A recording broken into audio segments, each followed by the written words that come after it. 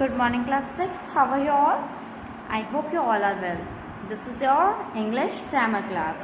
So in today's class, we are going to start the topic parts of sentence, subject and predicate. In our last class, we have learnt about kinds of sentence, and today we are going to talk about parts of sentence, which is subject and predicate. Okay? So let's start. We use sentences to speak to others. हम sentences तब use करते हैं जब हमें किसी से बात करनी होती है. Every sentence that we use, whether we speak or we write, consists of two parts, subject and predicate. और कोई भी sentence हम लिखते हैं, बोलते हैं, तो उसमें आपके दो पार्ट इंक्लूड होते हैं. First one is your subject and the second one is your predicate. Okay? Look at the pictures and read the following sentences. हमें ये pictures देखनी है और sentence read करना है. Kapil loves to play cricket. Kapil को क्रिकेट खेलना पसंद है. So here we are talking about Kapil. जो कपिल हमारा सब्जेक्ट है जिसके बारे में हम बात कर रहे हैं, और वो क्या कर रहा है, वो प्रेडिकेट है. Next is Mary has finished her homework. Mary ने अपना काम कंप्लीट कर लिया, अपना होमवर्क कंप्लीट कर दिया. Here we are talking about Mary. तो हमारा सब्जेक्ट क्या है, मैरी है. ओके, और उसने अपना होमवर्क फिनिश कर दिया. ये पार्ट आपका प्रेडिकेट है. कौन सा पार्ट है ये, प्रेडिकेट है. Okay, done, understood. Okay, now we are going to talk about it in brief. Okay, अब इसको और पढ़ेंगे हम इसको और ज़्यादा अच्छे से पढ़ते हैं. The subject, first of all we are going to talk about the subject. Subject के बारे में. Every time we talk or write we must have a person or thing to talk or write about. कभी भी हम किसी के बारे में बात करें या लिखें तो एक ना एक पर्सन या थिंग होती है जिसके बारे में ये चीज़ें हो रही होती है, जिसके बारे में हम बात कर रहे होते हैं. In other words we must have a subject to talk about. अगर दूसरे वर्ड्स में बोला जाए तो हमें एक सब्जेक्ट चाहिए होता है जिसके बारे में हम बात करते हैं. The subject of a sentence is that part which names the person or thing we talk about. So subject वो पार्ट होता है सेंटेंस का जो कि नेम करता है किसी पर्सन या थिंग के बारे में जिसके बारे में हम बात करना चाह रहे हैं. In sentence 1 we are talking about Kapil. जैसे मैम ने पहले बताया था, हम कपिल के बारे में बात कर रहे हैं, वो हमारा सब्जेक्ट है. In second Mary is the subject, क्योंकि हम उसके बारे में बात कर रहे हैं.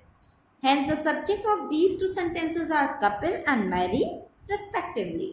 Okay, let's move to the next page. The predicate. When we speak or write, we do so about a person or thing. अगर हम कुछ लिखते हैं और या कुछ बोलते हैं तो हम किसी पर्सन के बारे में लिखते हैं कि इसने क्या किया, उसने क्या बोला. ठीक है. In other words we speak or write about subject. अगर दूसरी वर्ड्स में देखा जाए तो हम जो हमारा सब्जेक्ट होता है उसी के बारे में, ठीक है, जो हमारा सब्जेक्ट होता है उसी के बारे में ही बोलते हैं. The predicate of a sentence is what is said about the subject. तो प्रेडिकेट वो पार्ट होता है सेंटेंस का जिसमें हम बात करते हैं कि हम सब्जेक्ट के बारे में बात करते हैं कि ये सब्जेक्ट ऐसा है. For example this table is orange in colour. तो हमने क्या बात की कि ये ऑरेंज कलर की है, और बात किसके बारे में कर रहे हैं हम, सब्जेक्ट क्या है इसमें, टेबल. क्लियर है. In sentence 1 Kapil loves to play cricket. What is the subject. Subject क्या था हमारा, कपिल, और उसके बारे में हमने जो बात की कि उसको क्रिकेट खेलना पसंद है, वो क्या है हमारा, वो प्रेडिकेट है. Okay. In sentence 2 Mary has finished her homework. Here we are talking about Mary. So Mary हमारा सब्जेक्ट हुआ, और मैरी के बारे में हमने क्या बोला कि उसने अपना होमवर्क फिनिश कर लिया है. So has finished her homework is predicate. In some sentences, the subject may not be expressed, it may only be understood.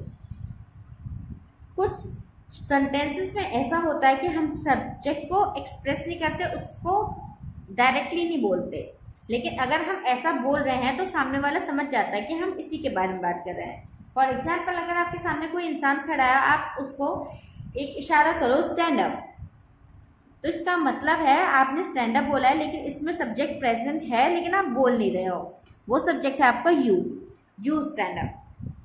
अगर हमने कहा किसी से स्टैंड अप तो हम उसी से बात कर रहे हैं ना, वो पर्सन सेकंड पर्सन कौन होता है, यू होता है। तो वो जो सेकंड पर्सन है यू, वो अगर हमने यहाँ पे यूज नहीं भी किया है still it's there. Get out means you get out. अगर मैं कह रही हूँ गेट आउट तो यानी मैं उस पर्सन को कह रही हूँ जो मेरे सामने है, जो सेकंड पर्सन है, ठीक है। Thank you means I thank you. अगर मैंने थैंक यू बोला तो इसका मीन्स ये नहीं है कि मैं उनको बता रही हूँ कि थैंक यू कोई वर्ड होता है, मैं उन्हें बोल रही हूँ I am feeling thankful to you, मैं आपके लिए थैंकफुल फील कर रही हूँ, मुझे बहुत अच्छा लगा कि आपने मुझे गिफ्ट दिया, आपने मेरी हेल्प की, ठीक है। तो थैंक यू में हमारा सब्जेक्ट नहीं लगा हुआ है बट वो है। Usually the subject comes at the beginning of the sentence. Usually जो हमारा सब्जेक्ट होता है वो सेंटेंस से पहले होता है। छोटी क्लास में हम पढ़ते आए हैं कि पहले हमारा सब्जेक्ट लगता है फिर प्रेडिकेट होता है, ठीक है। लेकिन अब आपकी क्लास हायर क्लास हो चुकी है तो यू शुड हैव नोन कि ज़्यादातर ऐसा होता है लेकिन कुछ केसेस में ऐसा नहीं होता। However, in certain cases it can come after the predicate। लेकिन कुछ केसेस में ये पहले की जगह लास्ट में भी आ सकता है। For example, up went the arrow, ऊपर की तरफ गया बाण, ठीक है। जो आपका धनुष का बाण होता है जिसे एरो बोलते हैं, वो ऊपर की तरफ गया। इसमें हम किसकी बात कर रहे हैं, एरो की, लेकिन एरो यहाँ पे लास्ट में आ रहा है, लेकिन बात तो एरो की हो रही है, तो ये क्या है हमारा subject. Next, down came the rain, again बारिश नीचे आई बारिश, ऐसे बोल देते हैं, ठीक है। तो जो बारिश है जिसके बारे में हम बात कर रहे हैं यहाँ सब्जेक्ट तो रेन ही है, लेकिन देखो वो लास्ट में आ रहा है, ठीक है। तो इट्स नॉट नेसेसरी कि वो स्टार्टिंग में ही आए। जब आप छोटे होते हो तो मैम जब आपको पढ़ाते हैं तो मैम आपको बोलते हैं कि स्टार्टिंग के आपके सब्जेक्ट होते हैं एंड प्रेडिकेट होते हैं, बाकी है ना, बोलते हैं ना। लेकिन जैसे आपकी क्लासेस बड़ी होती है तो आपके पास पॉइंट्स उसमें ऐड होते रहते हैं, क्योंकि आपके टॉपिक सेम रहते हैं, बस उसमें एडिशन होता रहता है। अब यहाँ पे आपको पता चला कि कुछ केसेस ऐसे होते हैं जहाँ पे जो हमारा सब्जेक्ट है वो पीछे चले जाता है, ठीक है। नोट, द सब्जेक्ट में कंसिस्ट ऑफ वन वर्ड और सेवरल वर्ड्स। जो सब्जेक्ट होता है वो तो या एक वर्ड का भी हो सकता है या फिर ज़्यादा वर्ड्स का भी हो सकता है। द प्रेडिकेट में also consist of one word और सेवरल वर्ड। वैसे ही प्रेडिकेट भी आपका वन वर्ड का भी हो सकता है और मोर देन वन वर्ड का भी हो सकता है, ठीक है।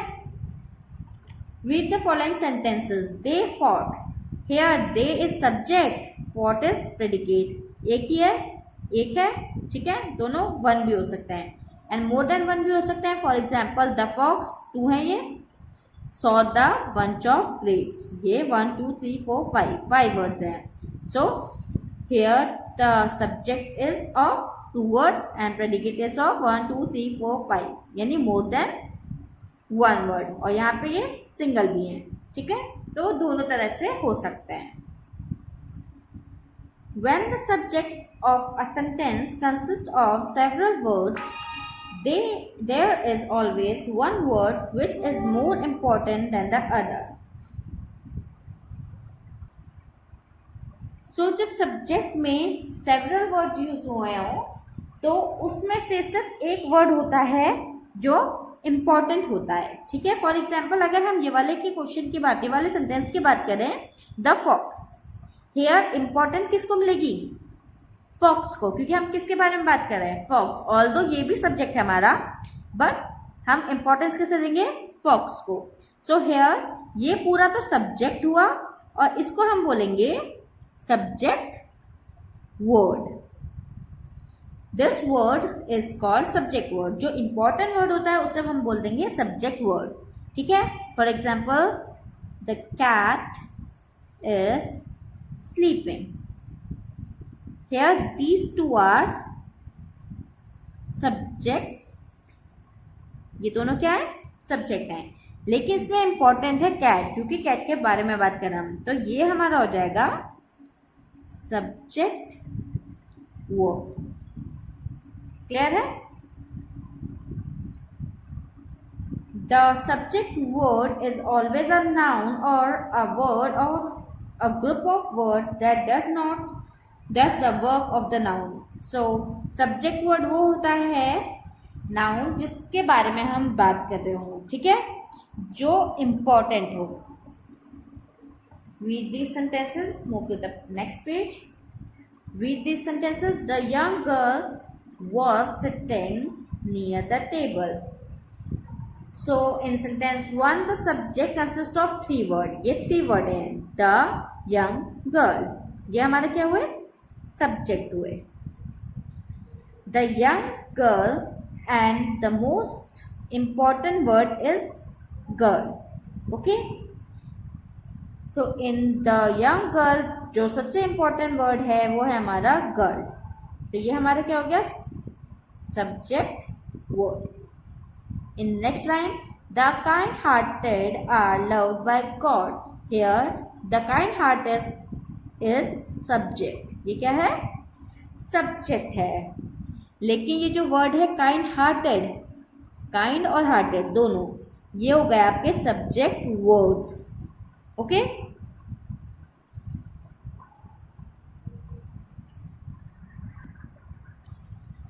सो यहाँ पे जो काइंड हार्टेड है, वैसे तो ये एडजेक्टिव होता है, लेकिन ये एक काम कर रहा है बताने के लिए कि किस तरह के लोग, काइंड हार्टेड लोग, तो इस वजह से हम इसको सब्जेक्ट में लेते हैं, ठीक है। Next, when the predicate consists of one word, the word is always a verb. जब भी predicate में one word होता है तो वो word होता है हमेशा verb। क्या होता है, verb। अगर आपके किसी सेंटेंस में सिर्फ एक predicate है तो वो हमेशा verb ही होगा। For example, I sleep, sleep is verb।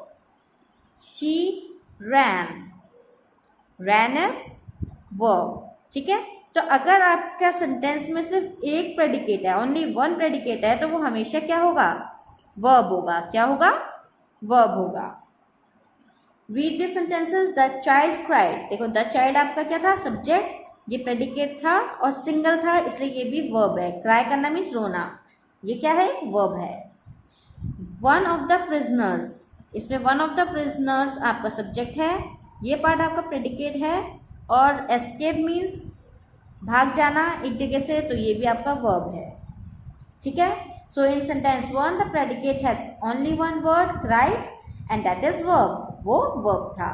In sentence 2 the predicate consist of one word which is escape, which is also a verb, ठीक है, क्लियर है।